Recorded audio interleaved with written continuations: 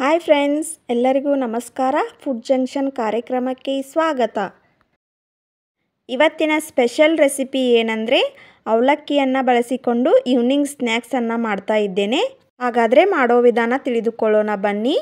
1 glass ಅವಲಕ್ಕಿಯನ್ನು ತೆಗೆದುಕೊಂಡು ಜಿರಡಿಗೆ ಹಾಕಿ ಸಾನಿಸಿಕೊಳ್ಳಿ. ಅವಲಕ್ಕಿಯಲ್ಲಿರುವ ಪುಡಿ ಹೋಗಬೇಕು, ಅದಕ್ಕೆ ನಾನು ಇದನ್ನು ಸಾನಿಸ್ಕೊಳ್ತಾ ಇದ್ದೇನೆ. ನಂತರ ಅವಲಕ್ಕಿಯನ್ನು ಮಿಕ್ಸಿ ಜಾರಿಗೆ ಹಾಕಿ ಗ್ರೈಂಡ್ ಮಾಡಿಕೊಳ್ಳಿ. ನೋಡಿ ಫ್ರೆಂಡ್ಸ್, ಈ ರೀತಿಯಾಗಿ ಗ್ರೈಂಡ್ ಮಾಡಿಕೊಂಡಿದ್ದೇನೆ. ಇದನ್ನು ಈಗ ಒಂದು ಬೌಲಿಗೆ ಹಾಕಿಕೊಳ್ತಾ ಇದ್ದೇನೆ. ನೋಡಿ ಫ್ರೆಂಡ್ಸ್, ಅವಲಕ್ಕಿಯನ್ನು ಮಿಕ್ಸಿ ಜಾರಿಗೆ ಹಾಕಿಕೊಂಡ ನಂತರ ಈ ರೀತಿಯಾಗಿ ರೆಡಿಯಾಗಿದೆ. ಅವಲಕ್ಕಿ ಇಷ್ಟು ಸಣ್ಣ ಆಗಬೇಕು. ನಂತರ ಮಿಕ್ಸಿ ಜಾರಿಗೆ ನಾನು 4 ಹಸಿಮೆಣಸಿನಕಾಯಿಯನ್ನು ಹಾಕಿಕೊಳ್ತಾ ಇದ್ದೇನೆ.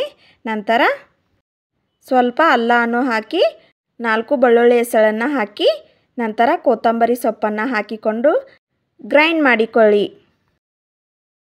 ಅವಲಕ್ಕಿಯನ್ನು ಗ್ರೈಂಡ್ ಮಾಡಿಕೊಂಡ ಹಿಟ್ಟಿಗೆ 1/2 ಟೇಬಲ್ ಸ್ಪೂನ್ ಅಜ್ವಾನನ್ನು ಹಾಕಿಕೊಳ್ಳಿ. ನಂತರ ಚಿಟಿಕೆ ಜೀರಿಗೆಯನ್ನು ಹಾಕಿ ಗ್ರೈಂಡ್ ಮಾಡಿಕೊಂಡ ಮಸಾಲೆ ಪೇಸ್ಟನ್ನು ಹಾಕಿಕೊಳ್ಳಿ. ರುಚಿಗೆ ತಕ್ಕಷ್ಟು ಉಪ್ಪನ್ನು ಸೇರಿಸಿ ಚಿಟಿಕೆ ಸಕ್ಕರೆಯನ್ನು ಹಾಕಿಕೊಳ್ಳಿ. ಸಕ್ಕರೆ ಹಾಕಿಕೊಳ್ಳುವುದರಿಂದ ಕಲರ್ ಸೂಪರಾಗಿ ಬರುತ್ತೆ. ಇದನ್ನು ಚೆನ್ನಾಗಿ ಮಿಕ್ಸ್ ಮಾಡಿಕೊಳ್ಳಿ. ಒಂದು ಸೈಡ್ ನಾನು ಪೊಟ್ಯಾಟೋವನ್ನು ಕುದಿಯಲು ಇಟ್ಟಿದ್ದೆ. ಈಗ ಅದು ಕುದ್ದಿದೆ. ಅದರ ಮೇಲಿನ ಸಿಪ್ಪೆಯನ್ನು ತೆಗೆದುಕೊಂಡು ಸ್ಮ್ಯಾಶ್ ಮಾಡಿಕೊಳ್ಳಿ.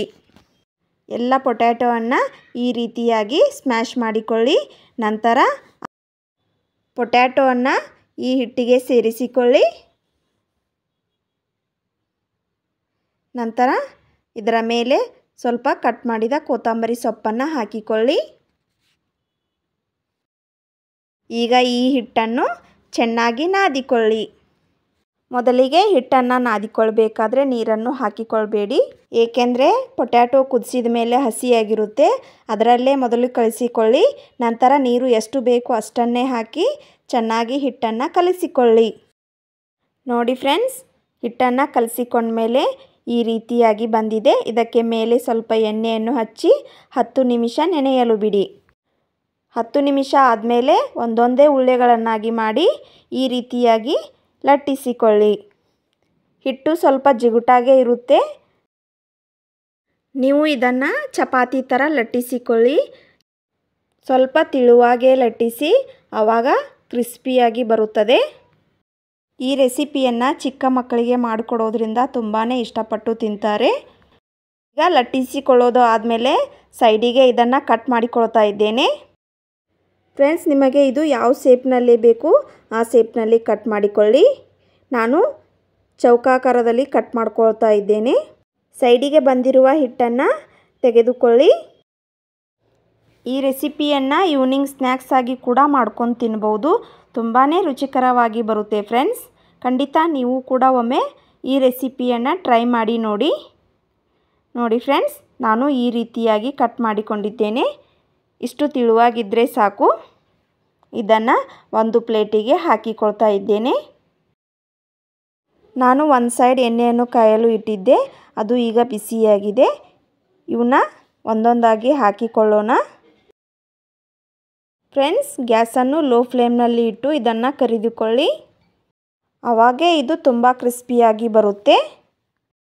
ಅದಕ್ಕೆ ನಾನು ಇದನ್ನು ಲೋ ಫ್ಲೇಮ್ನಲ್ಲಿ ಇಟ್ಟು ಕರಿದುಕೊಳ್ತಾ ಇದ್ದೇನೆ. ನೋಡಿ ಫ್ರೆಂಡ್ಸ್, ಎಷ್ಟು ಚೆನ್ನಾಗಿ ಉಬ್ತಾ ಇದೆ. ಇದು ಬ್ರೌನ್ ಕಲರ್ ಬರಬೇಕು. ನೋಡಿ ಫ್ರೆಂಡ್ಸ್, ಎಷ್ಟು ಚೆನ್ನಾಗಿ ಕಲರ್ ಬಂದಿದೆ. ಈಗ ಇದನ್ನು ಒಂದು ಬೌಲಿಗೆ ಹಾಕಿಕೊಳ್ತಾ ಇದ್ದೇನೆ. ಇದಕ್ಕೆ ಮೇಲೆ ಟಿಶ್ಯೂ ಪೇಪರನ್ನು ಹಾಕಿಕೊಂಡಿದ್ದೇನೆ. ಇನ್ನೂ ಇವೆ, ಅವನ್ನು ಕೂಡ ಇದೇ ರೀತಿಯಾಗಿ ಲೋ ಫ್ಲೇಮ್ನಲ್ಲಿ ಇಟ್ಟು ಕರಿದುಕೊಳ್ಳಿ. ಫ್ರೆಂಡ್ಸ್, ಈ ರೆಸಿಪಿಯನ್ನು ಈವ್ನಿಂಗ್ ಟೀ ಟೈಮ್ನಲ್ಲಿ ಕೂಡ ಮಾಡಿ ತಿನ್ಬೋದು. ಈ ನನ್ನ ರೆಸಿಪಿ ಇಷ್ಟ ಆದರೆ ಲೈಕ್ ಮಾಡಿ, ಶೇರ್ ಮಾಡಿ. ಇನ್ನಷ್ಟು ಈಜಿ ರೆಸಿಪಿಗಾಗಿ ನನ್ನ ಚಾನಲನ್ನು ಸಬ್ಸ್ಕ್ರೈಬ್ ಮಾಡಿಕೊಳ್ಳಿ.